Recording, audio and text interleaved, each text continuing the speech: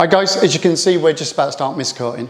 So we're now at a position where we've obviously got to start mixing up a mist coat. We've got the paint. What we've got here is we've got two elements, okay? One that is straight out the tub, no water, and the other one that's been thinned. This one here, okay, is probably the right consistency if we were using a roller.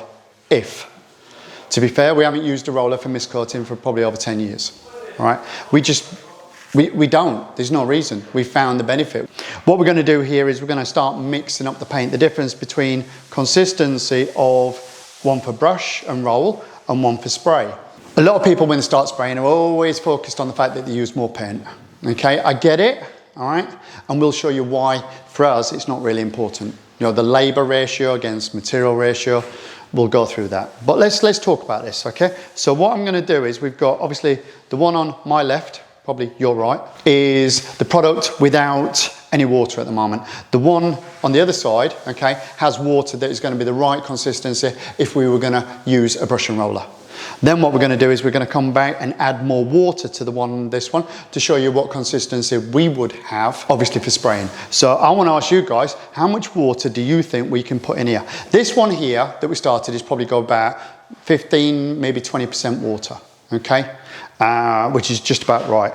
So the consistency for this one, as you can see, this is straight out of the bucket, okay? We've not added any water. Granted, this is going to be different for you guys depending on what product you use. Also, how much water you add for your mist coating is entirely up to you. The consistency that we've got here, okay, this is nice. Any thinner, it would just fall off the roller, okay? So we could mist coat with that, not a problem. How much water have I added into that? Probably about 20%. So now what I'm going to do is I'm going to carry on adding more water for the consistency that I want to obviously start spraying. The difference is when we spray, we have no contact. Like we have no force pushing the roller, the brush or anything. Once we actually pull the trigger, hits the surface, it stays, done. So for mist coat, how much water am I going to have to put in this if I'm spraying it? Let's have a look.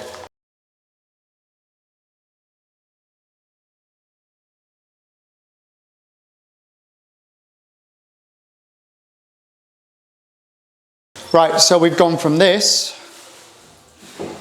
to this. Depending which product you use, we find on average between 50 and 60% water for our mist coat.